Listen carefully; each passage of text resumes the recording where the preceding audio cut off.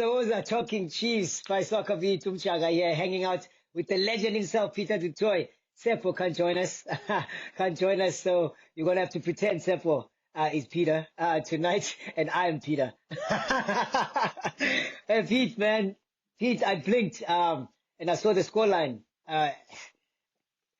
First of all, explain to me. 4-1. After what we've seen this past weekend, we get to 4-1. How? How did we get there? Well, listen, before I tell you how we got there, this is why Seppo's not here. I think after the third goal, he disappeared. He said, listen, I can't face this. That's the first thing. So before we talk about that, guys, I want to mention to all the Kaizer Chiefs fans out there, the legendary Kaizer Chiefs goalkeeper, Joseph Banks Slody, a very, very, very good friend of mine. He's been ill for a long time now. He's actually making a good recovery, and we're definitely going to get him on the show at some stage. So I think everybody send good thoughts to Banksy. He made a great recovery. He's on his way back. Banks, I love you lots, my friend. You're a top man. Right. So he's recovering. We need Kaizer Chiefs to recover as well. Chiefs fans out there, this is Talking Kaizer Chiefs. And this is your show because that's what you'll be talking about, your team. And I'd like to discuss with you guys, first of all, about the game. And then I think it's what is critical, and spread this word, is when you get a hiding like this, and it's a hiding, you need to know what are the lessons learned.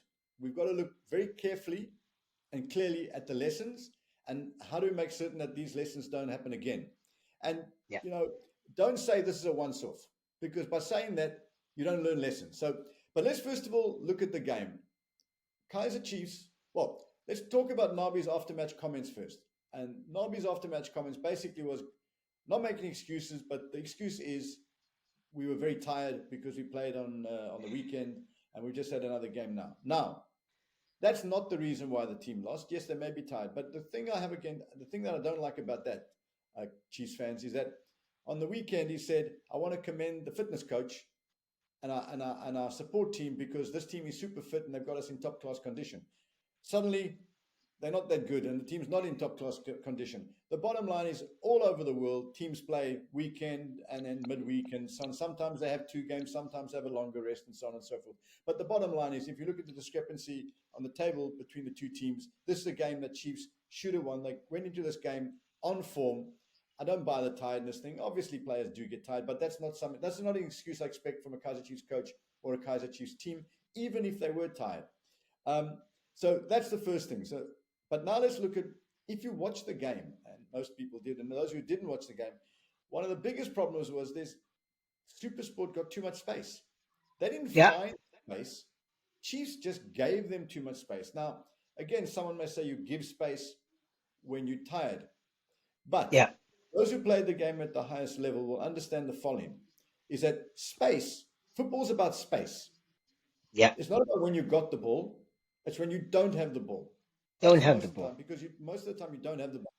So how you manage the space is what counts. And you manage space by a 5-meter movement there, but in unison. And it's just 5-meter movements. You don't have to be super quick. Mentally switched on. That's when you don't tell me, well, you're tired, so your brain's not working. This is automated stuff, to use the word that my friend Mushin Erdigral uses all the time. You don't have to think about this. When the ball's in a certain area, and I'm not even talking about squeezing, it's just shape. And there was way too much space for SuperSport to play in. But let's also give SuperSport credit, because SuperSport played differently to, for example, and I'm going to look at the Stellenbosch game. If you look at the Stellenbosch game, Chiefs, and that's quite a while ago, Chiefs played the same formation, basically, in the same type of game.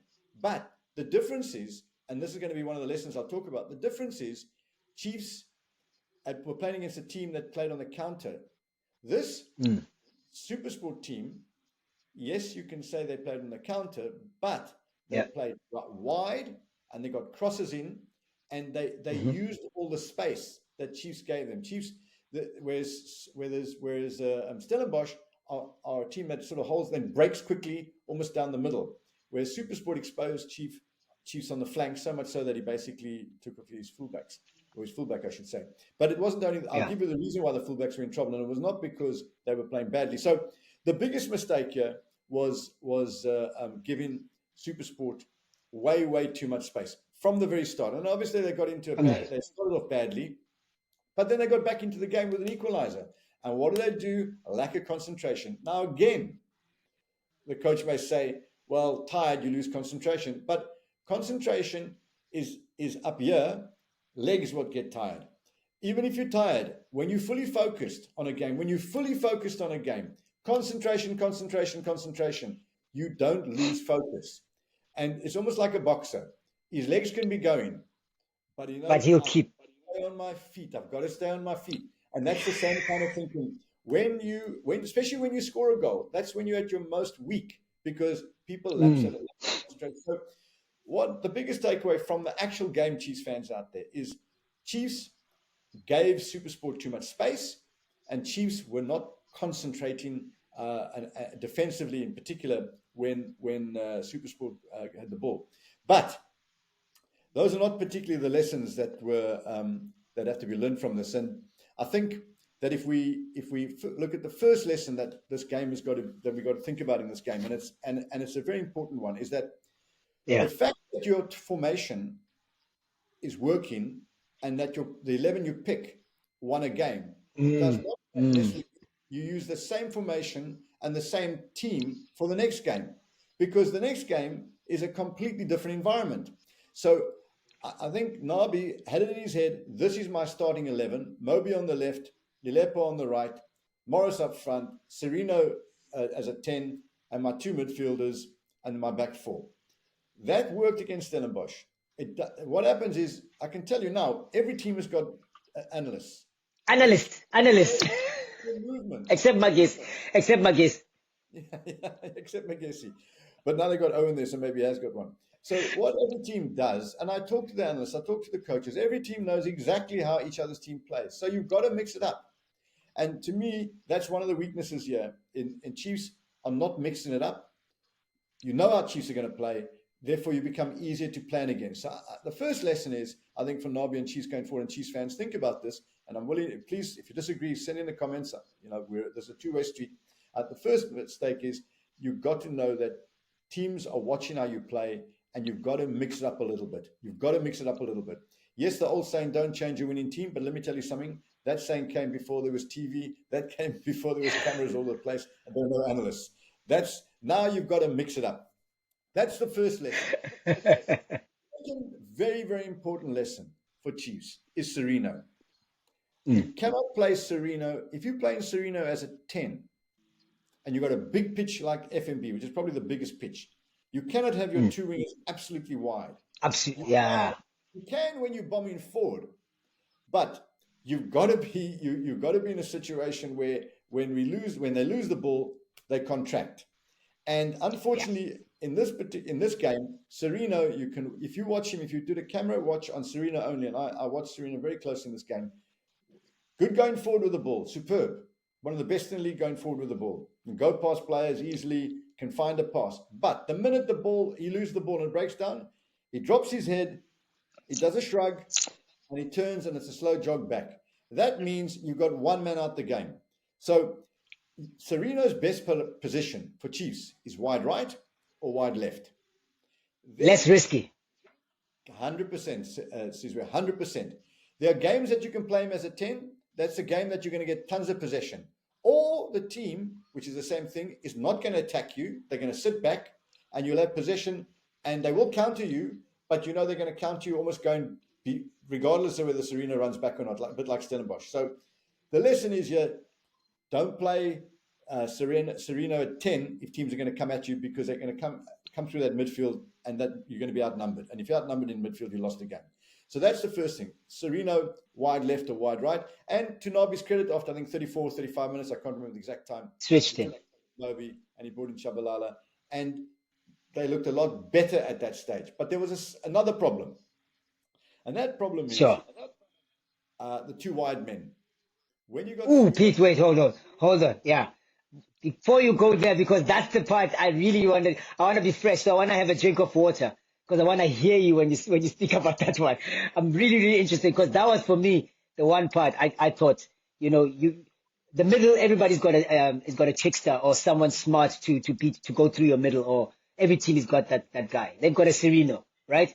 So out wide, you've got to be, because everybody wants to expose that. So I really want to hear how you analyze that one. So I'm going to go to an ad break, come back. I need a drink of water, Pete, because I want to hear you properly. And I want to make sure the Chiefs fans also hear you.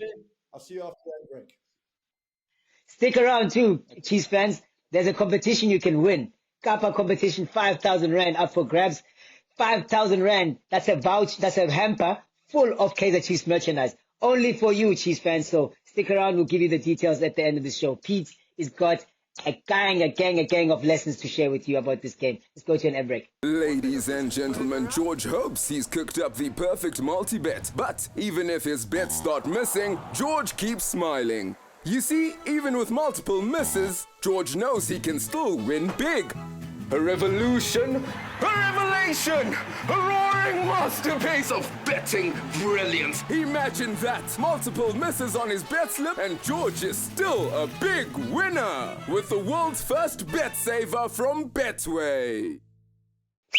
Whoza, hanging out with Peter du Toit, talking Chiefs by Soccerbeat. Umjaka here. We're on social media. I did tell you guys, Kappa competition, stand a chance to win a hamper worth 5,000 Rand full of Kaizer Chiefs merchandise. Woo! I wish I was a Kaizer Chiefs fan myself, Pete. I'd want to get myself a hand on that. Your team was swallowed. They don't exist anymore. I'll have to choose, yeah. So maybe Cape Town City or Cape Town Spurs. But, right, guys, talking about the admin. And this is what I think. Lesson 3, I think we're talking about. Yeah. The third lesson. When you've got two wide men, in particular like Sirino and Lilepo, fantastic going forward. But I'm afraid to say Lilepo himself, not the quickest and first man to come back. And that again, against a team like SuperSport, I felt sorry for Cross and Frosler because they were facing two men most of the time. There was a huge gap behind. Lilepo's not as bad as Sirino coming back. Lilepo, fantastic going forward. Great header for the goal. Great going forward. But if you've got the two of them there, I think you've got to have a working three-man midfield because they're going to have to cover the whole spot. And you've got to make certain that you win it back early, and I'll come to the next point. You've got to win it back very early and get it wide to them straight away.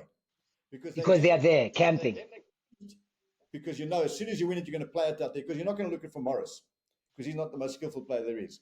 So you needed to get wide quickly. So the biggest lesson, again, I think the third lesson is Chiefs, your two wide men are not the best at tracking back. They're not a Ryan Giggs. They're not a Beckham who work their butts off to get back. They're not like a Salah or a Mane who work their butts off. They're not like Saka at Arsenal. At Arsenal. They a little Sirino very slow at getting back, and Lilepo not. I'm also a little bit concerned about Lilepo. He gets in, he's always getting carried off, and he's on a stretch. He's a bit of a I think he milks it a little bit when he gets in. That's another story. But a super goal, super player, and he's a great signing. But if you want to play to their strengths, you've got to accept that they're not going to come back. So you've got to be aware that you're got to cover them. If you lose up there and your fullbacks are up there, you're going to be in trouble, and there's going to be a lot of space. And there comes to the next lesson. If you're playing with two wide men like that, you've got to have one of your midfielders have got to be a biter, a ball winner. And there was no ball winner. And yes, in modern football, everybody should be able to tackle and win the ball. But you need a Blom. You need an Ox there who can win the ball. Look at Sunder type player who can win that ball there, who does the biting and actually gets other players biting as well, because he'll turn around and say, listen, I'm not the only one going to do all the tackling around here. So Chiefs need to get Ox fit, or they need to get Blom firing on all cylinders because he can bite. They definitely need it. Something Sepp and I've been saying for a long time. That's an imperative. Then when they've got that there, they can play either of Mart, Shaba, Zwane, Matlau, Tsele, either one of those, and I prefer Tsele there as well. And then you've got a choice to either it's Mart or Zwane or Shaba in the other position. The one I prefer to see there is Shaba.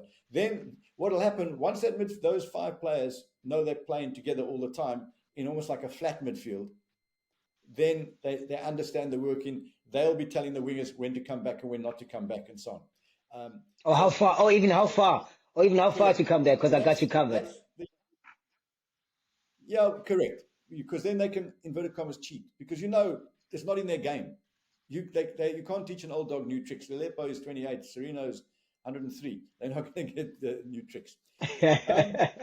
That's because that allows, you can bring in Moby and Vilakazi in to replace them if their legs are going. They'll do the same thing. Yeah. Yeah. So they'll give you that, and they'll actually give you a higher energy. Funny enough, but that's sorted if they get that right.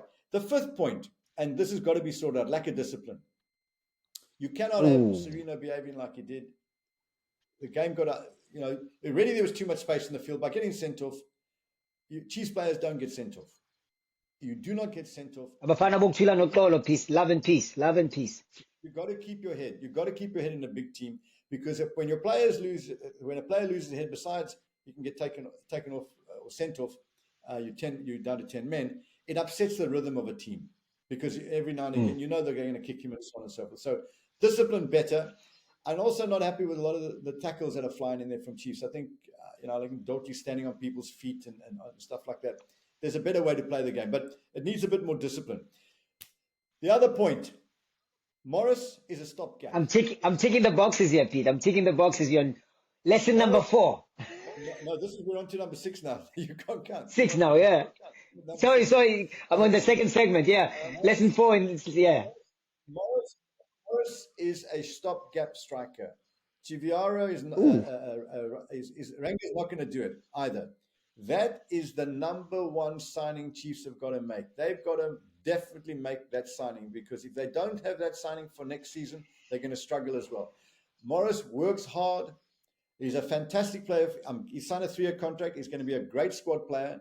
He'll come off the bench and he'll fill in midfield if necessary. He'll fill in wide right if necessary. He'll fill in as a 10 if necessary. He'll fill in as a striker if necessary. Top class. But Chiefs, to get into that top 3 and challenge even for number 1, they've got to have somebody who's like a Lilepo out wide and a Sirino up there. Has got that little bit special, who will give them 15 goals in a season and can hold the ball up. And when things aren't going well, when they're playing badly, he's going to get a goal for you. So that is the signing. And this whole time from now to the end of the season, that's the Chiefs management's job. The only job Kaizer Jr. has got right now is to make certain he gets Nabi the right guy. Because even though I'm criticizing and saying not criticizing, I'm pointing lessons out here. And I'm not saying I know it all, because if I was sitting next to any football man now, they'd be given the same things, saying the same things. I'm telling you now, Nabi knows this as well.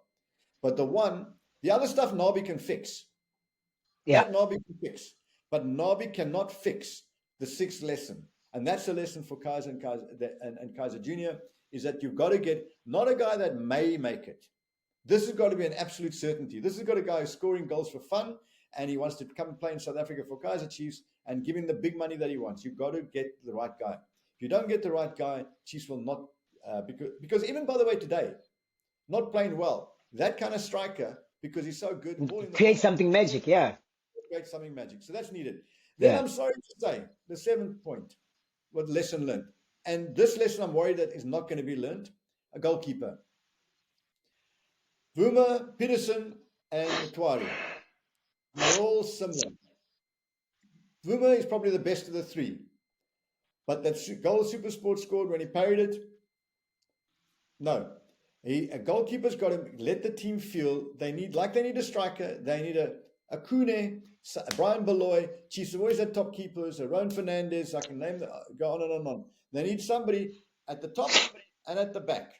The back four is fine. Your centre backs are fine right now. They'll keep getting better and better. But they need a commanding goalkeeper that just will give that team that extra confidence when they score 1 and it's 1 each and they're not playing that well. They know, like that striker's going to come score the goal at the other end. They know this guy's going to give them another 9 points in a season. The 9 points they shouldn't have got, he's going to bring them. So, Chiefs fans, I'm talking about next season, lessons learned from this game, that, you learn the coach says it's a process. Well, this is part of the process. You make the decisions now. And I'm being tough. But if you want to come in the top 3 and challenge Sundowns, at the top and at the back, those are the 2 signings. Pete, I mean, this is not to knock their effort, but that's what Pirates and Sundowns have got. They've got those kind of keepers. Chain saved Pirates against Kaizer Chiefs. We all saw it with a fantastic save. And every team needs that kind of save. As you said, 3 times at least in a season, and it's 9 points, guaranteed. Pirates have got their 3 points against Chiefs. We'll remember it forever because of that save. Williams does it week in, week out as well. One-on-one, you have that 50-50 chance he might save it. Yeah. Ronwen Williams, look at Bafana. I mean, he was probably our best player in the AFCON. Yeah. So, number 8 and 9 sort of kind of cover what I've already said. The result of number 8, number 8 is a lesson. It's not really a lesson. It's actually what will happen. When you got the team playing properly like this, you don't give the opposition space. So the lesson to learn on this one is you've got to get the team thinking right now that football is a game of space. It's a game of spatial awareness. It's not about when you've got the ball that the space counts, because everybody can understand space when a team's got the ball. And that is where Chiefs are very good. When they've got the ball, everybody's running into the right space. But when Chiefs are losing the ball, that's when the space is not looked after. And they've done it pretty well in some games. But Chiefs right now have got the worst defense in the league, Sizwe. Umjaka, worst defense in the league. Most goals against. So why is this happening? They've got a Bafana centre-back and another Angolan centre-back, and Frosler's Angolan centre-back. You need a holding midfielder there as well. But the problem is space. It's too easy for teams to score against them because there's too much space. I mean, the goalkeeper was not happy with the parry, but the other goals, I don't know if you can really blame him in them. But a top keeper just helps by speaking, pointing people out, you closing space, because he can see the whole game. So space. That's what Nabi's got to drum into the team. And Nabi is fantastic at coaching a team going forward. And that was his first priority. The biggest strength in life is always your biggest weakness. So Chiefs' biggest strength is going forward, but their biggest weakness is when they're going backwards.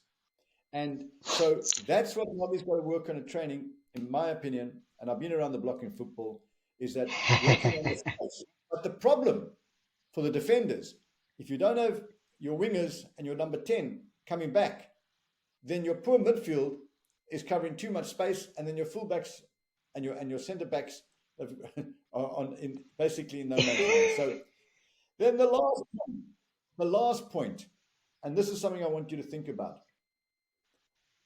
Your spine of your team. That's the basis of any team. And Chiefs' strength is not the spine of their team. Their strength is wide. And that's the biggest lesson of the lot. Everybody tells you the basics of football, your spine. Where's Chiefs' strength? Lilepo and Sirino wide. The spine, Morris, with all due respect, fantastic professional. 10 out of 10. Not the best. He's not going to be playing striker for Pirates or Sundowns, with all due respect. Middle of the park, would any of the... Undecided. First of all, number 10, undecided, because, Number 10, undecided. Even Shaba. Yeah, even Shaba, he's not there yet, but he needs to play more games, maybe as an 8 before he becomes a 10. But he's got the ability. He's got the pass in him, but he's still good in there. Sele can definitely do it. So he could be your central spine. Your centre back, they're there, but your goalkeeper is not there. So that's the basic lesson. Your spine's got to be right, and I think that's a big area that needs working on right now. Sure, Pete. I mean, we're talking Chiefs. Lessons learned. We've shared the lessons.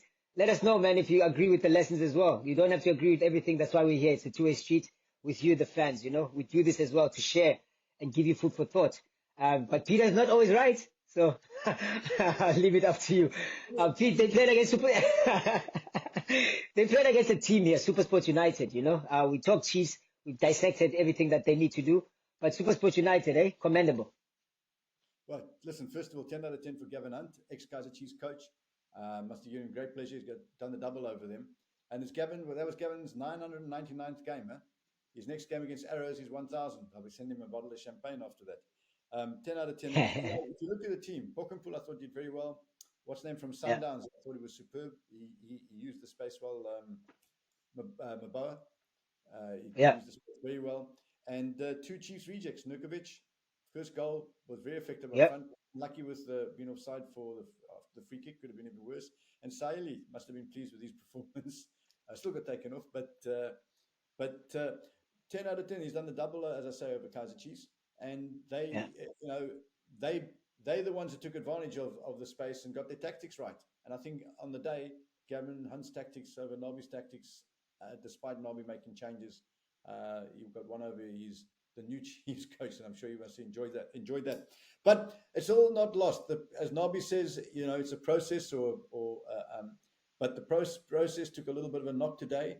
And you know what? That's good, because you learn from mistakes. You very seldom learn from what's going right. And there was a lot of euphoria last week. He said, we're cooking. Bobby said, we're cooking. It's good to burn something, because when you burn it, that's when you realize you cooked for too long. It's too raw. So Chiefs are still a bit raw. They're not overcooked yet. They're still a bit raw. They need to get that apron back on. But the lessons I mentioned, these are things that not difficult to get right. And Chiefs will get it right, but the sooner the better. No, keep cooking, Nabi. Keep cooking, Chef Nabi. And Peter says, put on that apron and keep cooking. For Chiefs fans, let us know, man, in the comments. You heard everything that we shared in this show.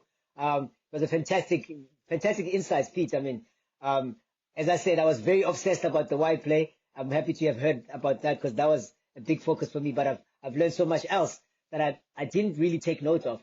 I guess because SuperSport kept on scoring goals. So once the team scores goals, you don't start looking, you get a little bit dizzy. So shout out to SuperSport United. Not a good night for Kaizer Chiefs. Kaizer Chiefs fans, I'm sure it's hard, but Peter's given you food for thought to look forward to an exciting season still, because there's something in there in this team to accomplish. But next season, with all these lessons, maybe we'll get closer to that title. 10 years is a long time. Good night for now. We'll catch up soon. Congratulations to our latest winners of our Kappa competition, where you stand a chance to win one of 4 Kappa hampers filled with Kaizer Chiefs original merchandise worth a whopping 5,000 rands. Please look out on socials for more details about this and many other competitions. Standard T's and C's apply. Golden liquid pouring, gold splashing, gold swirling, waves of gold foaming, cut to reveal more gold. It's easy to make a beer that looks gold, but to make a beer that wins gold, that's a different story. Carling Black Label, Africa's most awarded beer. Soccerbeat,